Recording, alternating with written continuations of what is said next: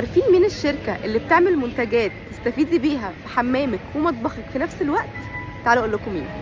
شركة كامينا بقالها 40 سنة في السوق المصري، ومفيش حد فينا ما كبرش على منتجات كامينا، بس هم كمان طوروا منتجاتهم وعملوا منتجات جديدة بروايح خطيرة. وفي زمن كل حاجة بتغلى هم لسه أسعارهم مناسبة وجودتهم كمان عالية، لا وكمان عاملين خصم بيوصل ل 40%. من أهم الحاجات اللي بتميز شركة كامينا إن هم عندهم عبوات مختلفة بأحجام كبيرة ولحد أصغر عبوة. ده صابون غسيل الإيد 4 لتر، يعني كلنا كبرنا على ازازه الكمينه دي، وعشان كان لازم يواكبوا العصر عملوا كمان الفومينج هاند كلينسر. بس الصدمه الحقيقيه هي ان شركة سبايسي طباخ في العلبة هي احد الشركات اللي تحت كامينا، وده منتج اساسي في اي بيت مصري. مش بتحتاجي تزودي له اي حاجة، مجرد الخلطة اللي جوه العلبة بتحطيها على الاكلة وبتطلع الطعم مظبوط بالشعر. عندهم اكياس كمان صغيرة على قد الاكل، وعشان الشتاء يموت في الفرايز والبوب كورن فما تفوتوش رشة سبرينج، وجربوه على الشيبسي البيتي وكمان البيض. كمان ده جبنه كريمي وده جبنه مكسيكي، دي حراقه شويه يا جماعة بتاع البطاطس